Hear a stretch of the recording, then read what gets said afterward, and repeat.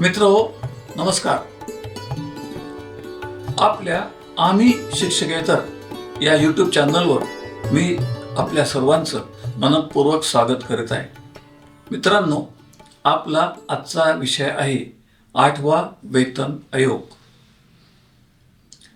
साधारणतः प्रत्येक नोकरदारामध्ये वेतन आयोग म्हटल्यानंतर खूप मोठी उत्सुकता असते आणि जशी या आयोगाची घोषणा झाली आणि वेगवेगळ्या वर्तमानपत्रातल्या बातम्या आल्या, त्या बातम्या बघता हा आयोग लागू झाला, 8वा वेतन आयोग लागू झाला, सरकारी कर्मचाऱ्यांच्या पगारात भरमसाठ वाढ झाली, वगैरे वगैरे वगैरे.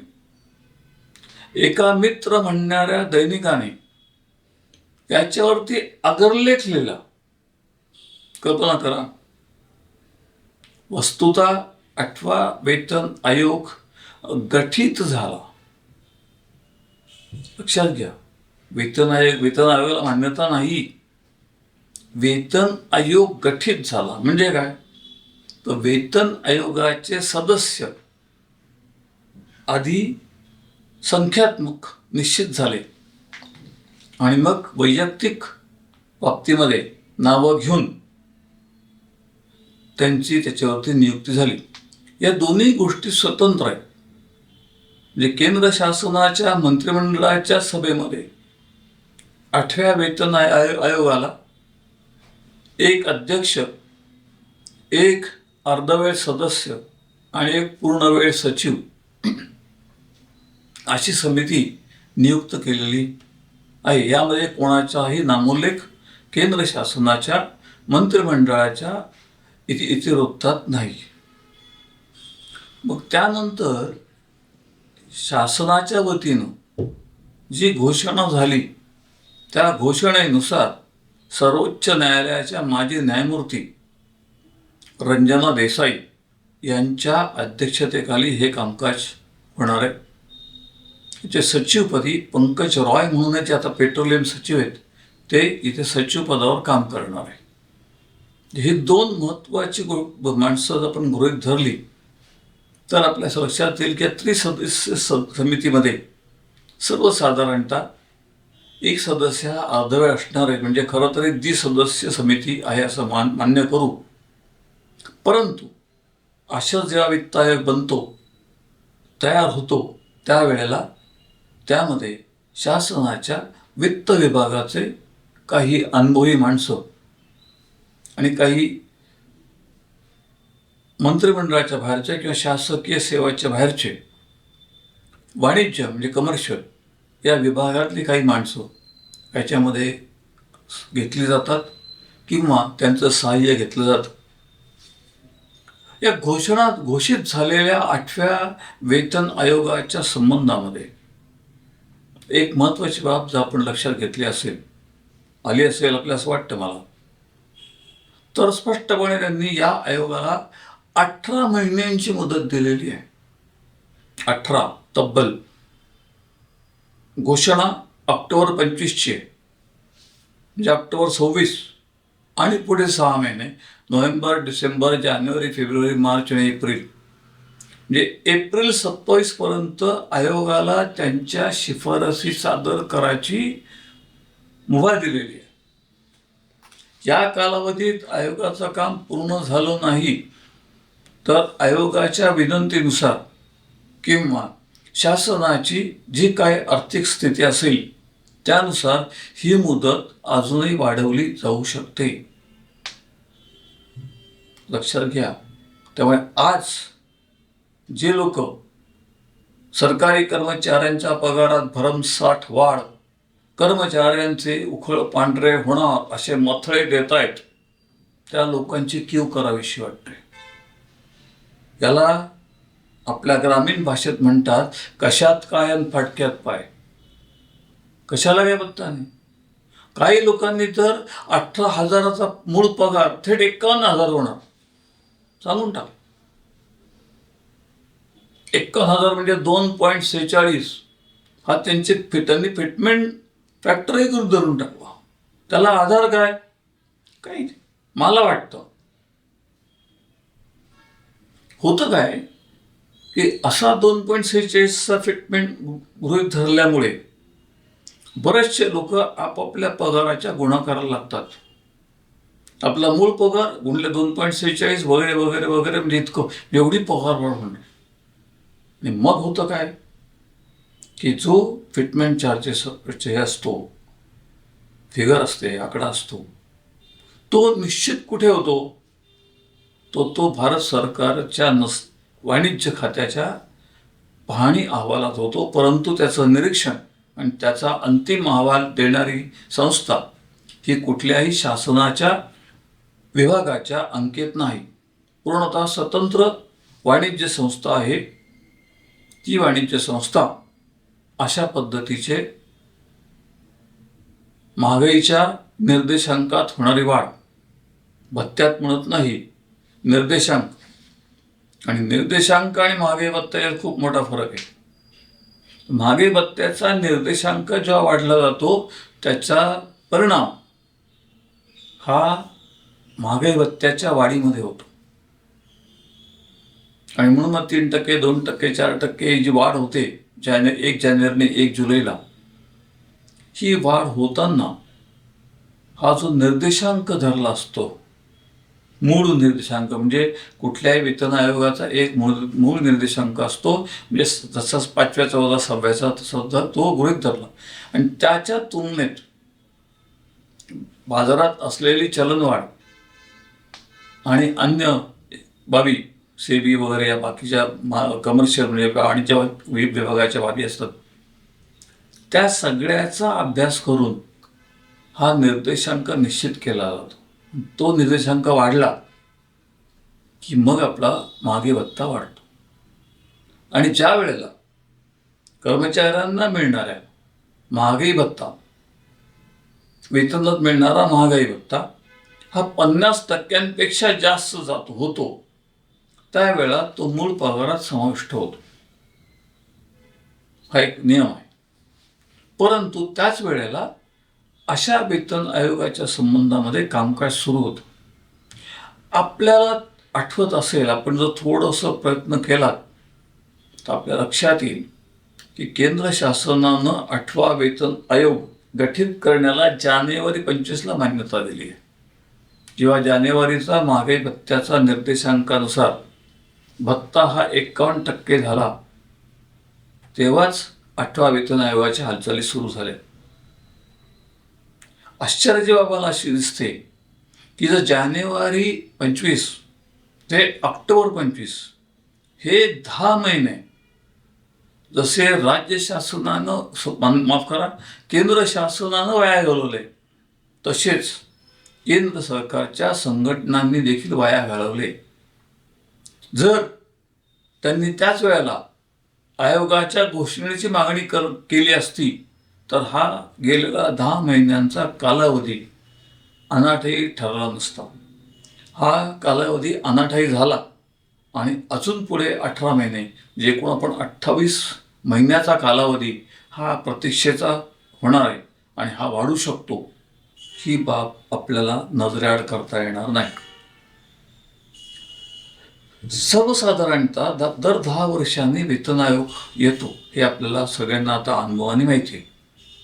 त्यानुसार 1 जानेवारी 26 पासून कर्मचाऱ्यांना त्यांच्या वेतनात वाढ अपेक्षित आहे. आता हा जो 18 महिन्यांचा कालावधी पुढे होणार आहे, त्याचा जर विचार केला तर जो काय पूर्वानुभव आहे, आजवरचा अनुभव आहे, त्यानुसार जानेवारी 26ला आपल्याला अंतरिम वाढ, इंटेरियम मंजूर होईल अशी दाट शक्यता मला दिसते. आणि हा इंटेरियम मंजूर होईल आणि एकदा जुलैला इंटेरियम मंजूर होईल, म्हणजे महागाई भत्ता वाढीच्या ऐवजी आपल्याला 1 जानेवारी 26 आणि 1 जुलै 26 या 2 वेळेला केंद्र सरकार महागाई भत्त्याचा ऐवजी अंतरिम वाढ वेतनाची जाहीर करेल अशी माझी कल्पना आहे, माहिती आहे, अनुभव आहे. त्याशिवाय हा 18 महिन्यांचा कालावधी काढणं ही बाब आपल्याला जेवढी वाटते तेवढी सोपी नाही. अर्थात याच्यात एक बाब अजून लक्षात घ्या. जर केंद्र शासनानं या आयोगावरती दडपण आणलं, त्यांच्याकडच्या असलेल्या सदस्य संख्येमध्ये वाढ केली आणि हे काम लवकर पूर्ण करायला सांगितलं, तर कदाचित म्हणतो मी, तर पुढच्या वर्षीच्या अंदाजपत्रकीय तरतुदीमध्ये होणारी वाढ गृहीत धरून त्यानुसारचं वेतन देण्याची तरतूद केंद्र शासनाला करता येऊ शकते. कारण एकदा तुमच्या हातामध्ये फिटमेंट चार्ज आला, म्हणजे निर्देशांकानुसारचा जो गुणक आला, तर मग तुम्हाला पुढचं काम सगळ्यांना सोपं असतं. कारण मूलतः वेतन आयोगामध्ये वेतन श्रेणींचं समुच्चय म्हणजे एकत्रीकरण आणि वेतन श्रेणींची संख्येची कपात हा दरवेळचा भाग आहे. परंतु आजच्या घडीला आपण इतकं कमी करत आलोय, यापेक्षा आता वेतन दर म्हणजे श्रेणी कमी होतील अशी शक्यता दिसत नाही. त्यामुळे मूळ पगारात गुणक देऊन त्या गुणाकाराच्या अनुषंगाने मूळ पगार निश्चित करणं प्रत्येक वेतन स्तराच्या. आत्ता आपण म्हणतो की आत्ता आमचा स्लॅब ही आहे, स्लॅब 1, 2, 3, 4 असे आपण करतो, त्याचा जो मूळ भाग आहे तो मूळ भाग एकदा निश्चित केला की पुढचं ठरवायला फार सोपं असतो. साधारणतः 20 ते 30 वर्षाच्या कालावधीचं नियोजन करावं लागतं आणि ते नियोजन करूनच त्यामध्ये शेवटचा आकडा प्रत्येक वेतन टप्प्याचा, वेतन स्तराचा हा निश्चित केला जातो. आणि हे सगळं करण्याकरता हे काम हल्ली सॉफ्टवेअरच्या माध्यमातून, AI माध्यमातून, जशा तुम्ही माहिती तुमच्याकडे डाटा तयार असेल त्यानुसार संगणकीय प्रणालीमधून हे काम फार चांगल्या पद्धतीनं आणि लवकरात लवकर होऊ शकतो, असा आता नवीन आपला अनुभव आपल्यापाशी जमा आहे. त्यामुळे इतका विलंब 18 महिन्यांचा लागू नये अशी आपण सगळ्यांना अपेक्षा करूया. या वेतन आयोगाचं एक वैशिष्ट्य आपण अजून लक्षात घेतलं पाहिजे. आपण जर केंद्र शासनाचं या संबंधातलं जे प्रगटीकरण आहे, म्हणजे केंद्राचे मंत्री नामदार अश्विनी कुमार वैष्णव यांनी जरी घोषणा केली असली तर केंद्र शासनाच्या विभागानं अधिकृतरित्या या वेतन आयोगासंबंधामधल्या तपशिलाच्या काही बाबी स्पष्ट केलेल्या आहेत. त्याचाच आपण विचार केला तर ह्यामध्ये सगळ्यात मोठा भाग जो येतोय, महत्त्वाचा, जो पुढे आपल्याला जाणवणार आहे, तो म्हणजे भविष्य निर्वाह निधीच्या अनुषंगाने दिलं जाणारं सेवानिवृत्तीचं माप. हा विषय या वेतन आयोगाच्या दृष्टीनं एक महत्त्वाचं आव्हान ठरणार आहे.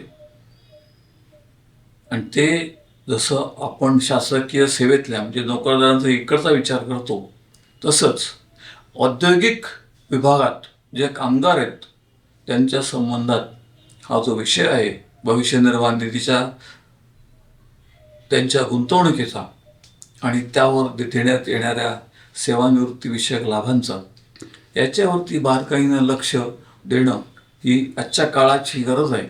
आणि ती जर बघितली तर आपल्याला या वेतन आयोगाकडे अतिशय डोळसपणे बघावं लागणार आहे. आणि त्याकरता आम्ही सज्ज आहोतच. आम्हाला पाहिजे काय तर आपलं सहकार्य. जेव्हा हा आयोगाची अधिकृत घोषणा होईल, श्रेणी मिळतील, फिटमेंट चार्जेस निर्देशांक तयार होतील, वेतन आत्ता जे स्तर आहेत, स्लॅब आहेत, त्या स्लॅबच्या वगैरे संदर्भामध्ये जो काय आपल्यासमोर पुढचा भाग येईल त्यामध्ये आपल्याला अधिक बोलता येईल. ते जेव्हा आपण वेळोवेळी बोलणार आहोतच, कारण आपण बोलतो, निश्चित बोलतो, कोणाच्या परिणामांची फिकीर न करता बोलतो. ते बोलत राहू. परंतु आधी आपण आता महाराष्ट्र शासनाला विनंती करून आपले जे प्रश्न आहेत, 24 वर्षाची दुसरी कालबद्ध पदोन्नती म्हणा किंवा सेवांतर्गत आश्वासित प्रगती योजना, कर्मचारी वर्ग 4 यांचा 6व्या वेतन आयोगापासून चुकलेला मूळ पगार, त्यांची झालेली वसुली, अशासारखे जे प्रश्न प्रलंबित आहेत, त्यामध्ये ग्रंथपालांच्या वेतन श्रेणीचा प्रश्नही प्रलंबित आहे. तसाच प्रश्न प्रयोगशाळेच्या संबंधात देखील प्रलंबित आहे. प्रयोगशाळा कर्मचाऱ्यांच्या संबंधात उच्च न्यायालयानं एक निर्णय पण दिलेला आहे. या सगळ्याचा अभ्यास करून आपण राज्य शासनाला केंद्राचा 8वा वेतन आयोग निश्चित होण्यापूर्वी आपले प्रलंबित प्रश्न 6व्या आणि 7व्या वेतन आयोगाच्या संबंधातील जे आहेत ते सोडवण्याच्या संबंधामध्ये परत एकदा विनंती करू. या विनंतीच्या आधारे आपण आपल्या सर्व शिक्षक आणि शिक्षकेतरांना संपूर्ण न्याय देण्याचा प्रयत्न करू. याकरता आम्ही शिक्षकेतर आपल्या सगळ्यांना बांधील आहे. आम्ही शिक्षकेतर म्हणजे अभय सातपुते, कोपवाड, सांगली; अजय अरदवाड, लातूर; अमोल सोनवणे, नाशिक; अमोल ठाकरे, अमरावती, हे वकील आणि आयकर सल्लागार आहेत; अविनाशजी पसारकर, वाशिम; रवींद्र गिरी, धामणगाव रेल्वे, अमरावती; सुनील पांडे, संभाजीनगर; परशुरामजी डवरी, कराड, सातारा; किशोर ठाकूर, नाशिक; आणि ॲडव्होकेट विजय देशपांडे, नागपूर. यांच्याबरोबर माझे तंत्रस्नेही संजय हंडोरे, अवी आणि प्रवीण पोरदे यांच्यासह मी आपली रजा घेतो. जाता जाता आपल्याला हा व्हिडिओ कसा वाटला याची आपली प्रतिक्रिया खाली नमूद करा. व्हिडिओला लाईक करा, व्हिडिओ शेअर करा. नमस्कार, धन्यवाद.